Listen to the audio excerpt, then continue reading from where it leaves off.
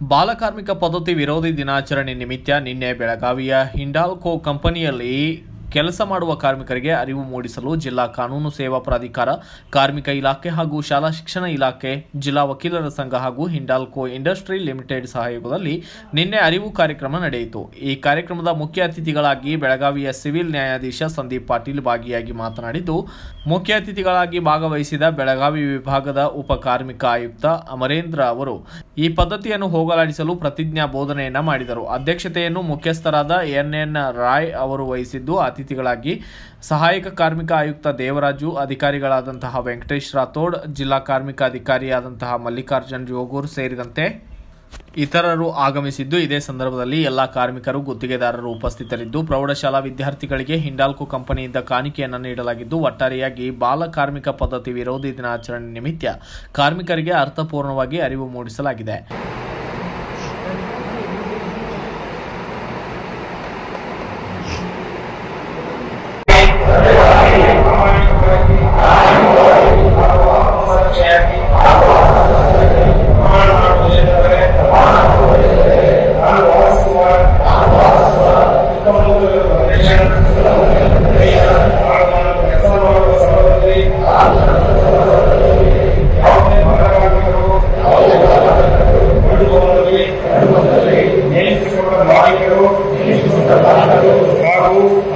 ಪೋಷಕರಿಗೆ ಮಗುವನ್ನು ಶಾಲೆಗೆ ಸೇರಿಸುತ್ತೇನೆ. ಬಾಲಕಾರ್ಮಿಕ ಹಾಗೂ ಕಿಶೋರ ಕಾರ್ಮಿಕರನ್ನು ಒದಗಿಸಿಕೊಂಡು ತಯಾರಿಸಲ್ಪಟ್ಟ ಯಾವುದೇ ವಸ್ತುವನ್ನು ಉಪಯೋಗಿಸುವುದಿಲ್ಲ ಮತ್ತು ಬಾಲಕಾರ್ಮಿಕ ಹಾಗೂ ಕಿಶೋರ ಕಾರ್ಮಿಕರ ಸೇವೆಯನ್ನು ಪಡೆಯುವುದೆಂದು ವಿಶ್ವ ಬಾಲಕಾರ್ಮಿಕ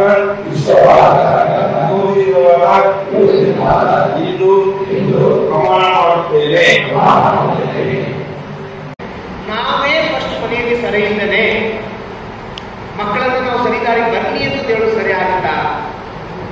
ನಾವೇ ಮನೆಯಲ್ಲಿ ಕೆಟ್ಟ ಚಟಗಳನ್ನು ಮಾಡಿಕೊಂಡು, ಮನೆಯಲ್ಲಿ ಮಕ್ಕಳ ಮುಂದೆ ಕೆಟ್ಟ ಚಟಗಳನ್ನು ಮಾಡಿಕೊಂಡು ಮಕ್ಕಳನ್ನ ಒಳ್ಳೆದಾರಿಗೆ ಬನ್ನಿ ಅಂತ ಕರೆಯೋದು ಸರಿನಾ? ಸಾಧ್ಯ ಇಲ್ಲೇನಾ?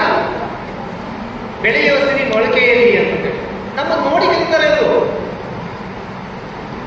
ನಾನು ಇನ್ನೊಂದು ಹೇಳ್ತೀನಿ, ಹಂಗಂತ ನಮ್ಮ ಮಕ್ಕಳನ್ನು ಸುಖವಾಗಿ ಖುಷಿಯಿಂದಲೇ ಬೆಳೆಸ್ಬೇಡ. ಪ್ರೀತಿ, ವಿಶ್ವಾಸ, ಖುಷಿ ಕೊಡುವುದು ನಮ್ಮ ಆದ್ಯ ಕರ್ತವ್ಯ. ಆದರೆ ಅದ್ರ ಜೊತೆ ನಿಮಗೆ ನಾನು ಹೇಳೋದೇನು ಅಂದರೆ, ನಿಮ್ಮ ಕಷ್ಟಗಳನ್ನು ತೋರಿಸ್ಬೇಡಿ ಅಂತಂದು ಹೇಳೋದಿಲ್ಲ.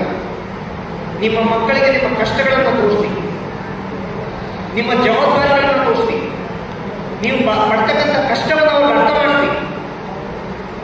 ಅವ್ರಿಗೆ ಇಲ್ಲೇ ಅರ್ಥ ಆಗಬೇಕು ಏನು ಅಂತಂದ್ರೆ, ನಾವು ಮಾಡೋ ತಪ್ಪು ಏನು ಅಂದರೆ, ಬೇಡ ಬಿಡಪ್ಪ ನಾವು ಕಷ್ಟಪಡ್ತಾ ಇದ್ದೀವಿ ಅಂತ ಮಕ್ಕಳು ಕಷ್ಟಪಡೋದು ಬೇಡ, ಅದಲ್ಲ. ಚೈಲ್ಡ್ ಲೈಬರ್ ಅಂದ ತಕ್ಷಣ ನಾವು ಬರೀ ಹೊರಗಡೆ ಕಚ್ಚೋದು, ಅದು ಚೈಲ್ಡ್ ಲೇಬರ್ ದುಡಿಯೋ ನೋಡಿ. ಚೈಲ್ಡ್ ಲೇಬರ್ ಅನ್ನೋದು ಒಂದು ಫಸ್ಟ್ ಕಾನ್ಸೆಪ್ಟ್ ಅರ್ಥ ಮಾಡ್ಕೊಳ್ಳಿ. ದುಡಿಮೆಗಾಗಿ ಏನಾದರೂ ಅಪೇಕ್ಷೆ ಇಟ್ಕೊಂಡು ನಾವು ಇನ್ನೊಂದು ಕಡೆ ಕೆಲಸಕ್ಕೆ ಕಳಿಸೋದು, ಅವರ ಎಜುಕೇಷನ್ ಕಟ್ಟಾಗಿ ಮಾಡೋದು, ಇದು ಕಾನೂನು ಪ್ರಕಾರ ಅಪರಾಧ. ಕಾನೂನು ಪ್ರಕಾರ ಅಪರಾಧ ಒಂದು ಕಡೆ ಆದರೆ ಅಟ್ಲೀಸ್ಟ್ ನಮ್ಮ ಮನಸ್ಸಿರಬೇಕು. ಇಲ್ಲಿ ನಮಗೆ ಅಪೇಕ್ಷೆ, ಆಸೆಗಳು ಅತಿ ನೋಡಿ. ಇವತ್ತಿನ ದಿನದಲ್ಲಿ ನಾನು ಹಣ ಬೇಡ, ನಮಗೆ ನೆಮ್ಮದಿ ಬೇಡ, ಖುಷಿ ಬೇಡ, ಹಣ ಬೇಡ, ಸಂಪತ್ತು ಬೇಡ ಅಂತ ನನಗೆ ಹೇಳೋದಿಲ್ಲ. ಜೀವನದ ಅವಶ್ಯಕತೆಗೆ ತಕ್ಕಂಗೆ ಹಣ ಇದ್ದರೆ ಅದು ಅತಿ ಅಮೂಲ್ಯ, ಬೇಕೇ ಬೇಕು. ಆದರೆ ಲಿಮಿಟೇಷನ್ ಇದೆನಾ?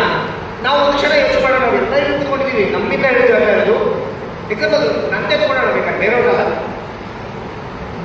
ನಾನು 2007ರಲ್ಲಿ ನನ್ನ ವಕೀಲ ವೃತ್ತಿಯನ್ನು ಪ್ರಾರಂಭಿಸಿದೆ ಬೆಂಗಳೂರಲ್ಲಿ. ನಾನು ವಕೀಲ ವೃತ್ತಿಯನ್ನು ಪ್ರಾರಂಭಿಸಿದಾಗ 2007. ಆ ಸಮಯದಲ್ಲಿ ತಿಂಗಳಿಗೆ ನನ್ನ ಅರ್ನಿಂಗ್ಸ್ ಎಷ್ಟಿತ್ತು ಅಂದರೆ, ಅಲ್ಲಿ ಪ್ರಥಮ ಒಂದು ತಿಂಗಳಲ್ಲಿ 10ರಿಂದ 15 ಸಾವಿರ ದುಡಿತಾ ಇದ್ದೆ. ಬೆಂಗಳೂರಲ್ಲಿ 10ರಿಂದ 15 ಸಾವಿರ ಕಡಿಮೆ. ಆದರೆ ಆ 10ರಿಂದ 15 ಸಾವಿರದಲ್ಲಿ ಏನು ಜೀವನ ಮಾಡ್ತಾ ಇದ್ದೆ, ಆರಾಮಾಗಿ ಜೀವನ ಮಾಡ್ತಾ ಇದ್ದೆ. ಇವತ್ತು ಜೀವನ ಮಾಡ್ತಾ ಇದ್ದೆ. ಒಬ್ಬ ನ್ಯಾಯಾಧೀಶರಾಗಿ ಸ್ಯಾಲರಿ ತಗೊಂಡು ಇವತ್ತು ಜೀವನ ಮಾಡ್ತಾ ಇದ್ದೀನಿ.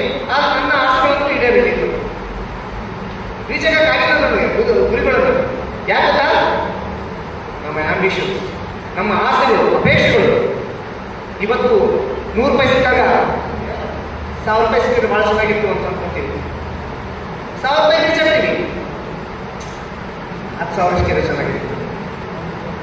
10,000 ರೀಚ್ ಆಗ್ತೀವಿ, ಲಕ್ಷ ಕಡೆ ಮನಸ್ಸು ಹೋಗುತ್ತೆ. ಲಕ್ಷ ಸಿಕ್ಕಾಗ 10 ಲಕ್ಷ, 10 ಲಕ್ಷ ಸಿಕ್ಕಾಗ ಕೋಟಿ, ಕೋಟಿ ಸಿಕ್ಕಾಗ ಒಂದು ಅರ್ಥ ಮಾಡ್ಕೊಳ್ಳಿ. ಸುಮಾರು ವಿಚಾರಗಳನ್ನು ನಾವು ಹೇಳೋದಿಲ್ಲ ಇವತ್ತು. ಟೈಮ್ ಎಷ್ಟು ಹೇಳಿದ್ರು ನಾ ಇಂಥ ವಿಚಾರಕ್ಕೆ ಮಾತಾಡಿದಾಗ ಬಹಳಷ್ಟು ಮಾತಾಡ್ತೇವೆ. ಒಬ್ಬ ವಿದ್ಯಾರ್ಥಿ ಓದೋದ್ರಲ್ಲಿ ಜಾಗೃತಿ ಇದ್ರೆ ಇನ್ನೊಬ್ಬ ವ್ಯಕ್ತಿ ಯಾವುದೋ ಒಂದು ಏನು ಬೇರೆ ಕೆಲಸದಲ್ಲಿ ಚಾಣಕ್ಷತನ ಇರ್ತದೆ, ಬೇರೆ ಒಂದು ಐಡಿಯಾಗಳನ್ನು ಮಾಡೋದು ಚಾಣಕ್ಷತನ ಇರ್ತದೆ. ಯಾಕೆ ಅವ್ರು ನಾವು ಗುರುತಿಸಬಾರ್ದು? ಇವತ್ತು ಇದನ್ನ ನಾವು ಇನ್ನೊಂದು ಮಾತು ಹೇಳಲಿಕ್ಕೆ ನಾನು ಇಷ್ಟಪಡ್ತೀನಿ. ನಾವು ಇವತ್ತಿನ ದಿವಸ ನಮ್ಮ ಮಕ್ಕಳು ಒಳ್ಳೊಳ್ಳೆ ಪ್ರೈವೇಟ್ ಸ್ಕೂಲ್ಗಳು ಹೋದ್ರೆ ಜಾಣರಾಗ್ತಾರೆ, ಇಲ್ಲ ಅಂದ್ರೆ ಗೌರ್ಮೆಂಟ್ ಸ್ಕೂಲ್ಗಳೆಲ್ಲ ದಡ್ಡರಾಗ್ತಾರೆ ಅನ್ನೋ ಕಲ್ಪನೆಯನ್ನು ನಾವು ಬಹಳಷ್ಟು ಜನ ಇದ್ದೀವಿ.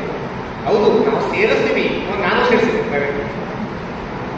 ಆದರೆ ನಾನು ಹೇಳುವುದು ಇವತ್ತೊಂದು ಅರ್ಥ ಮಾಡ್ಕೊಳ್ಳಿ, ಜೀವನದ ಅಲ್ಲಿ ಎಜುಕೇಶನ್ ಅಲ್ಲಿ ಪ್ರೈವೇಟ್ ಸ್ಕೂಲ್ಗಳಲ್ಲಿ ಒಂದು ಅಕಾಡೆಮಿಕ್ ಆಗಿ ಮುಂದೆ ಇರ್ಬೋದು. ಆದರೆ ಇವತ್ತಿನ ನಮ್ಮ ಗೌರ್ಮೆಂಟ್ ಶಾಲೆಯಲ್ಲಿ ಓದಿರುವಂಥ ಮಕ್ಕಳನ್ನು ನೋಡಿದ್ರೆ ಒಂದು ಸ್ವಲ್ಪ ಖುಷಿ ಆಗುತ್ತೆ. ಯಾಕೆ ಗೊತ್ತಾ, ಎಲ್ಲ ಪ್ರಸಂಗಗಳಲ್ಲಿಯೂ ಅಡ್ಜಸ್ಟ್ ಆಗುವಂಥ ಒಂದು ಚಾಣಕ್ಯತನವನ್ನು ಹೊಂದಿರ್ತಾರೆ.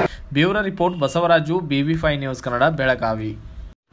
Thanks for watching. Read, discuss and debate with editor Dr. Yan Prashant Rao. Wanted reporters in print, digital and visual media for Bharat Vaibhav Daily Newspaper, BV News 5 Channel and BV Fast Web News from all the talukas of Karnataka, Goa and Maharashtra. If interested, send your resume to 9019229369.